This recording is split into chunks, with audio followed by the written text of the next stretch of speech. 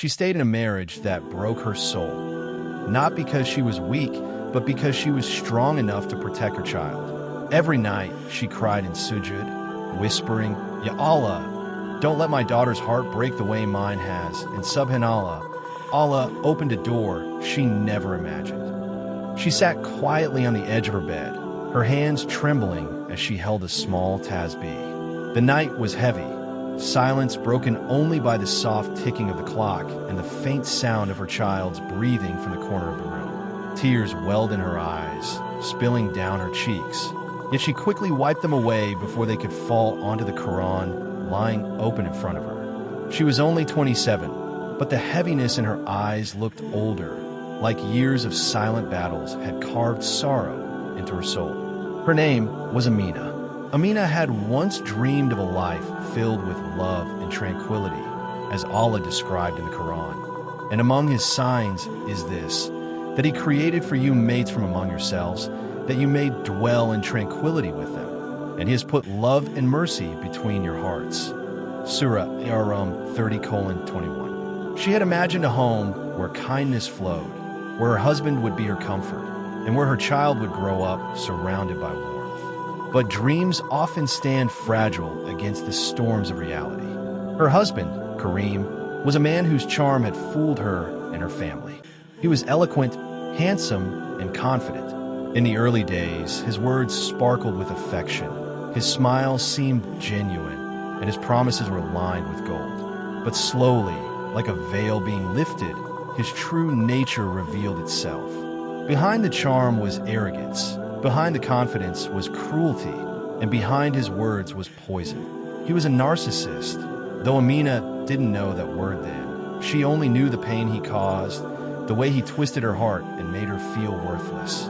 From the beginning of their marriage, he made everything about himself.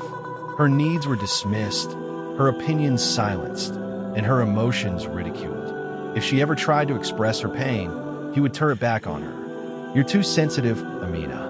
You're imagining things. I'm the one who puts food on this table. I'm the one sacrificing. You should be grateful.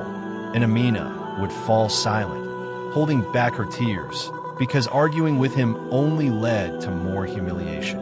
Still, she endured, not because she was weak, but because she was strong in a way only mothers understand. She had a daughter, little Miriam, who was barely 4 years old. Miriam's smile was the one light that kept her alive.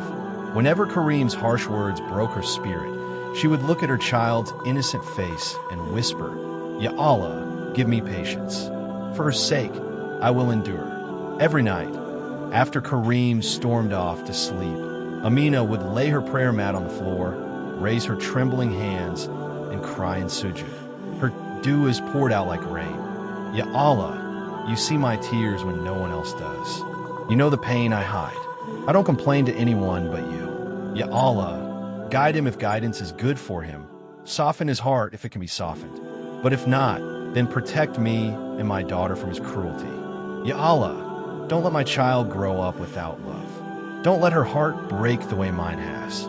Ya Rab, you are Al-Latif, the most gentle. Show me a way out. Her heart would tremble in those moments, and sometimes she would feel a strange peace descend, like Allah was whispering in her weary soul. Be patient. I am near. But the tests never seemed to end. Kareem controlled everything. Her friendships, her clothes, even her laughter. If she laughed too freely, he accused her of being careless. If she spent money on herself, he scolded her for being wasteful, though he wasted freely on himself. If she tried to spend time teaching Miriam Quran or stories of the prophets, he would sneer, "What's the point? She's too young. Focus on something useful." But Amina continued. Every night, she whispered stories of the prophets to her daughter as she tucked her into bed. She told her about Prophet Ayyub's patience, about Hajar's desperation when she ran between Safa and Marwa searching for water, about Miriam's who faced her trials with dignity.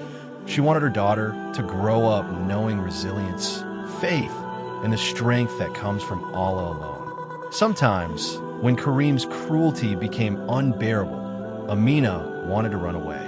But each time she thought about leaving, she remembered her daughter. She couldn't bear the thought of Miriam growing up without a mother's arms to protect her. So she endured. She endured silently, but not hopelessly, because her hope rested not on her husband, but on Allah. One day, the breaking point came. It was a winter night, and Karim returned home in a rage. He accused her of things she hadn't done, shouted in front of Miriam, and belittled her as though she were nothing. Miriam's little eyes filled with tears as she clung to her mother's clothes, whispering, "Mama, why is Baba angry with you?" That question pierced Amina's soul deeper than any insult. She realized then that this was not only her struggle, it was her daughter's too. The environment was suffocating Miriam's innocence. That night, after Karim fell asleep, Amina went into sujud and didn't rise for a long time. Her tears soaked the prayer mat as she whispered, "Ya Allah, I have no strength left. I am nothing without you. If this marriage is destroying me and my child, show me a way. Guide me. Protect my daughter. Ya Rab, I put my trust in you. You are the best of protectors." The next morning, something shifted in her heart. She wasn't suddenly free, but she felt a strange courage rising. For the first time, she spoke to her family openly about her pain. She spoke to an imam at her local masjid, who reminded her that Islam never commands a woman to endure oppression in silence. He reminded her of the Prophet Muhammad, PBUH, who said, "Fear the supplication of the oppressed, for there is no barrier between it and Allah." With trembling hands but newfound strength, she decided to protect her child from further harm. It wasn't easy. Karim lashed out, threatened, manipulated, and tried to turn everyone against her. But Amina held on to her faith like a rope in a storm. Every night, she prayed tahajjud, reciting Ayat al-Kursi over her daughter, whispering du'as over her small hands. She recited Surah al-Falaq and Surah an-Nas to shield her from evil. Slowly, the storm began to pass.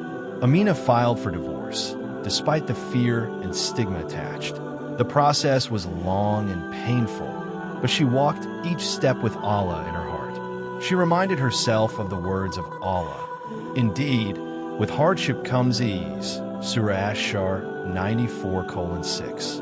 Months later, she sat in her small but peaceful apartment, watching her daughter play with crayons on the floor. There was no shouting, no insults, no suffocating tension.